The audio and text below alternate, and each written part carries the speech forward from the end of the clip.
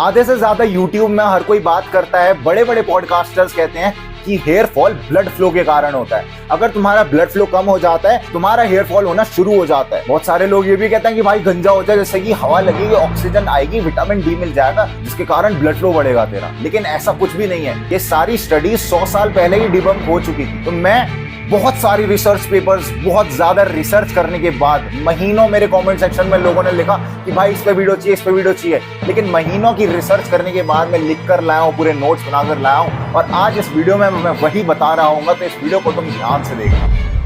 इसलिए मैं चाहता हूं कि तुम अपने हाथों की सारी उंगलियों को एक बारी जोड़ लो और एक बारी बालों में हाथ फेर कर देखो। अगर तुम्हारे बाल टूट रहे हैं और 3 से 4 बाल टूट के तुम्हारे हाथों में तुम्हें दिखते हैं, then I have a bad news for you my friend। तेरे बाल झड़ सकते हैं कुछ महीनों में और तू गंजा हो सकता है। अब चिंता मत करो, ये प्रॉब्लम सिर्फ तुम फेस नहीं कर रहे हो, ये प्रॉब्लम मैंने भी फेस करी थी। मैं पर्सनली बताऊं तो मेरे बहुत गंदे जेनेटिक्स है। मेरे पापा से लेकर मेरे जो नाना है वो सब गंजे हो रखे। मेरे को हमेशा से एक चिंता रहती थी कि यार मैं जल्दी से गंजा ना हो। मेरे को स्ट्रेस होता था तो मेरे बाल झड़ने लग जाते थे, मैं गंजा होने लग जाता था। और जब मैं गंजा होने लग जाता था तो मेरे को और स्ट्रेस होता था, जिससे कि मेरे और बाल झड़ते थे। मैं इस लूप से मैं फंस चुका था जहां पर मेरे बाल टूट रहे थे और फिर मैं और स्ट्रेस में आ रहा था, और स्ट्रेस के कारण मेरे बहुत ज्यादा और बाल टूट रहे। तो एज यूजुअल मैंने क्या करा, मैं यूट्यूब पे गया और मैंने यूट्यूब पे सर्च मारा कि भाई बालों का हेयर फॉल कैसे रोक। यूट्यूब पर तुम हर वीडियो को देख लो, हर वीडियो में तुम्हें एक नुस्खा बता रखा होगा, डॉक्टर स्पेसिफाइड नुस्खा है कि तुम मिनॉक्सिडिल लगा लो या फिर फिनास्टेराइड वाली गोलियां खा लो। लेकिन आधे से ज्यादा लोग ये नहीं जानते कि मिनॉक्सिडिल के कितने ज्यादा साइड इफेक्ट्स होते हैं और वो कितना ज्यादा घातक हो सकता है अगर तुम अंडर 18 हो। ये जो स्ट्रेस बेस्ड हेयर फॉल है, इसको हम टेलोजन एफ्लूवियम भी कहते हैं। भागना मत, मैं थोड़ा सा साइंटिफिक तरीका बताऊंगा कि ये क्यों होता है। ये बहुत ज्यादा जरूरी है जिससे कि तुम जान पाओ, समझ पाओ कि सॉल्यूशन कैसे अप्लाई कर। बेसिकली होता क्या है, जब भी तुम्हें स्ट्रेस होता है तो तुम्हारे अंदर एक हार्मोन रिलीज होता है जिसका नाम होता है कॉर्टिसोल। और कॉर्टिसोल है तुम्हारे स्कैल्प के इधर जाता है और स्कैल्प के आसपास हर हेयर फॉलिकल के नीचे काफी सारे सेल्स होते हैं जिनका नाम होता है डर्मल पैपिला। ये डर्मल पैपिला ही रिस्पॉन्सिबल होते हैं तुम्हारे हेयर को ग्रो कराने के लिए, क्योंकि ये एक मॉलिक्यूल रिलीज करते हैं गैस-6 नाम से, जो कि हेयर ग्रोथ करवाता है। लेकिन जब कॉर्टिसोल इनसे मिलता है तो कॉर्टिसोल के अंदर होता है बहुत हाई ईगो और कॉर्टिसोल इनसे लड़ पड़ता है। जब कॉर्टिसोल इनसे लड़ जाता है तो इनको इनहिबिट कर देता है, क्योंकि कॉर्टिसोल शक्तिशाली होता है तो इनको घर से बाहर निकलने के लिए रोक देता है, यानी इनको रिलीज होने से इनहिबिट करता है। और जब ये रिलीज होने से इनहिबिट हो जाते हैं, तुम्हारे सारे बाल एक ऐसे फेज में चले जाते हैं जहां पर ये टूटने लग जाते हैं। तो अब तुम कहोगे कि भाई स्ट्रेस को रोकूं कैसे, जितना ज्यादा हेयर फॉल हो रहा है उतना ज्यादा स्ट्रेस बढ़ रहा है मेरा, तो ये चीज तो कभी रुक ही नहीं सकती जब तक मैं गंजा नहीं हो जाता। वेल ऐसा नहीं है, तुम अपने स्ट्रेस को खुद से कंट्रोल कर सकते हो और ये बहुत ज्यादा ईजी है। लेकिन स्ट्रेस को कंट्रोल करने से पहले तुम अपने हेयर फॉल को रोकना है, और हेयर फॉल को रोकना बहुत ज्यादा इंपॉर्टेंट है।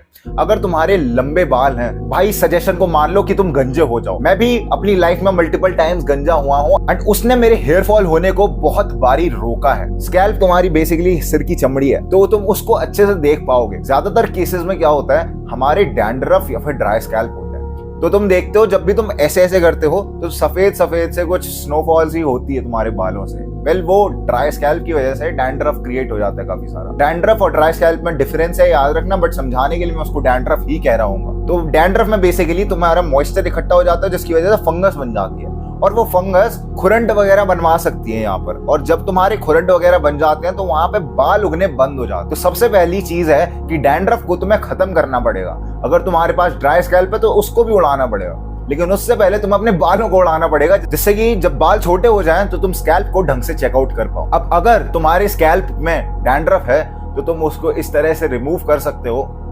नाउ अब जब तुम टकले हो जाओ तो कोई भी हेयर प्रोडक्ट मत यूज करना। हेयर प्रोडक्ट्स सबसे बड़ा स्कैम है। अब मैं तुम्हें बताऊंगा इस वीडियो में सबसे कंट्रोवर्शियल चीज जो कि आज तक होते हुए आ रही है। ये बड़ी बड़ी कंपनियां मोनोपोली क्रिएट करने के लिए तुम्हें कुछ भी बोलेंगी कि बहुत सालों पहले इंडिया में शैम्पू बना था और ये पुराने शैम्पू का फॉर्मूला है, और तुम्हें सोडियम लॉरेट सल्फेट वगैरह उसमें डालकर दे देंगे। इतने गंदे गंदे पैराबेन केमिकल्स होंगे जो कि तुम्हारी बॉडी के लिए बिल्कुल हार्मफुल होते हैं। भाई तुम्हारे हेयर एकदम सेंसिटिव होते हैं, तुम इन पर कुछ भी नहीं लगाओ, तुम सब कुछ लगाना छोड़ दो। मैंने पर्सनली यही चीज करी थी। मैं बिल्कुल भी लोगों की बातों में नहीं आया और मैंने शैम्पू ऑयल से नाता तोड़ लिया। अगर तुम ज्यादा शैम्पू कर रहे हो तो उसको कम कम करते जाओ और 0 शैम्पू पर ले आओ। मैं महीनों महीनों तक अपने बालों में कुछ नहीं लगाता हूँ सिवाय पानी के। लेकिन भाई बालों में से तो बदबू आएगी। नहीं भाई, नहीं होता। अगर तुम डेली पानी से अच्छे से वॉश करोगे अपने बालों को, ठंडे पानी से, गर्म पानी से कभी मत धोना, तो तुम्हारे बालों में से कोई स्मेल नहीं आएगी। अब तुम्हें काफी सारे डाउट्स रहेंगे कि जब मैं शैम्पू छोड़ दूंगा तो भाई मेरे बाल एकदम ऑयली ऑयली से हो जाएंगे। वो कुछ टाइम के लिए होंगे, ओवर टाइम 2-3 महीने के बाद तुम्हारी बॉडी उससे खुद अडेप्ट हो जाएगी। अगर तुम्हें ड्राई स्कैल्प वाली प्रॉब्लम हो रही है, तुम्हारा स्कैल्प बहुत ज्यादा ड्राई हो जाता है, तो मैं तुम्हें सजेस्ट करूंगा कि तुम विनेगर लो, एप्पल साइडर विनेगर, और उसको पानी में डालकर अपने स्कैल्प की मसाज करो। उससे ज्यादा मत रखना, डाइल्यूट करके रखना, उससे तुम्हारा सारा ड्राई स्कैल्प फिक्स हो जाएगा। अब देखो, स्ट्रेस को रोकने के लिए तुमसे लोग कहेंगे कि भाई स्ट्रेस मत लिया कर इतना ज्यादा। लेकिन भाई मैं कैसे ना लूं स्ट्रेस? मेरी जिंदगी में बहुत ज्यादा ट्रबल्स हैं, प्रॉब्लम्स हैं, स्ट्रेस बनना लाजमी है, 100% होगा। मैं तुम्हारी इस बात से बहुत ज्यादा सहमत करता हूं, लेकिन तुम स्ट्रेस को अपने आप से ही कम कर सकते हो। तुम्हें 1 से 2 चीजें करनी है, ज्यादा नहीं करनी। दिन में तुम्हें बाहर जाना है, 20 मिनट की वॉक बहुत ज्यादा जरूरी है। रिसर्च पेपर में भी प्रूवन है कि अगर तुम 20 मिनट की वॉक नेचर में जाकर करते हो तो तुम्हारा स्ट्रेस बहुत ज्यादा रिड्यूस होता है। दूसरी चीज जो तुम कर सकते हो वो है मेडिटेट, शांत बैठना। जो तुम पूरा दिन इंस्टाग्राम पे रील्स देखते हो, वीडियोस देखते हो, यूट्यूब पे बड़ी सारी, उसके कारण तुम्हारी बॉडी को बहुत ज्यादा स्टिमुलेशन मिल जाती है। तुम्हारा मन एकदम स्थिर नहीं होता, शांत नहीं बैठा होता। तो उसको शांत करना, उसे पकड़ कर लाना है। तो उसके लिए तुम मेडिटेशन कर सकते हो। लेकिन सही बताऊं तो तुम ये चीज इजीली फिक्स नहीं कर सकते। तो तुम एक 1-on-1 कॉल पर आ सकते हो मेरे साथ। पहला लिंक होगा डिस्क्रिप्शन में। ये कोचिंग कॉल रहेगी जहां पर मैं तुम्हारी सारी प्रॉब्लम्स को फिक्स कर देता हूं।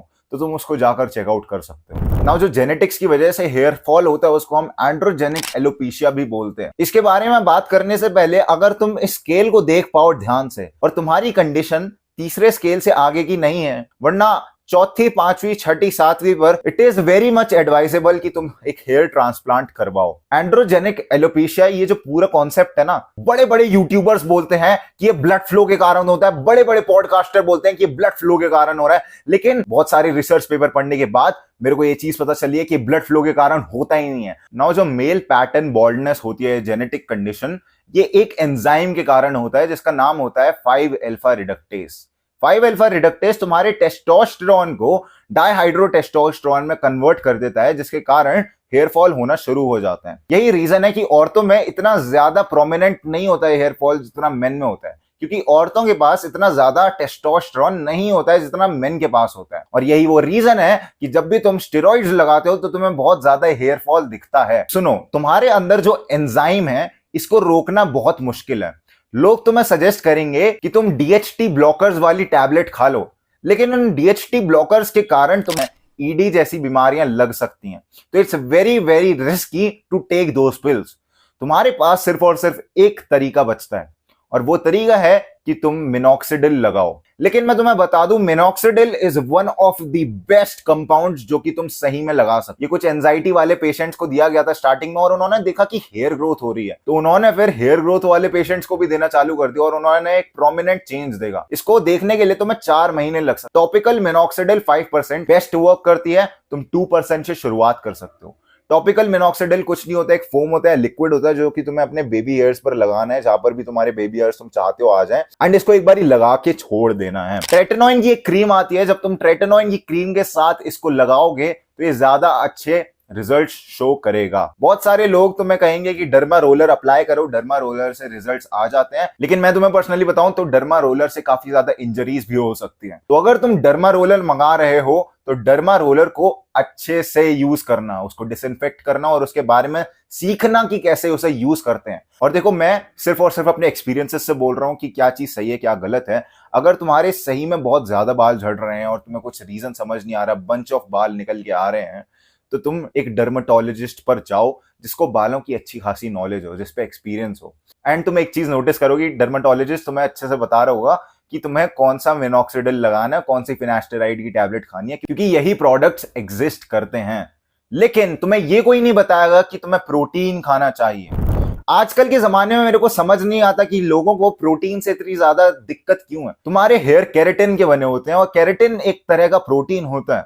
तुम्हारी बॉडी को सबसे ज्यादा जरूरत होती है प्रोटीन की, लेकिन जब तुम इंडियन डाइट की बात करते हो तो इंडियन डाइट में सिर्फ और सिर्फ कार्बोहाइड्रेट्स होते हैं। इंडियन डाइट में प्रोटीन इतना ज्यादा प्रोमिनेंट नहीं होता है। तो आई वुड हाईली सजेस्ट कि तुम एक प्रोटीन का डब्बा खरीदो। ये सिर्फ जिम वाले लोगों के लिए नहीं होता, ये एक हेल्दी रहने की पहचान है। देयर इज अ रीजन कि इंडियंस इतने ज्यादा स्किनी फैट होते हैं। क्यों होते हैं? क्योंकि हमारी इतनी ज्यादा कार्बोहाइड्रेट बेस्ड डाइट है। जब तुम अमेरिकन को देखते हो तो अमेरिकन बहुत ज्यादा ओबीज होते हैं। वो क्यों होते हैं? क्योंकि उनकी डाइट में बहुत ज्यादा जंक फूड है, फास्ट फूड है, जो कि प्रोसेस्ड होता है और फैट से बनता है बड़ा सारा। वहीं तुम यूरोप या फिर जापान में देखोगे तो लोग काफी अच्छे फिजिक के होते हैं। ऐसा सिर्फ और सिर्फ इसलिए है क्योंकि उनकी डाइट में प्रोमिनेंट मैक्रोन्यूट्रिएंट प्रोटीन होता है। प्रोटीन कोई गंदा कंपाउंड नहीं है। मेरे को समझ नहीं आता कि प्रोटीन का इतना नाम क्यों खराब है।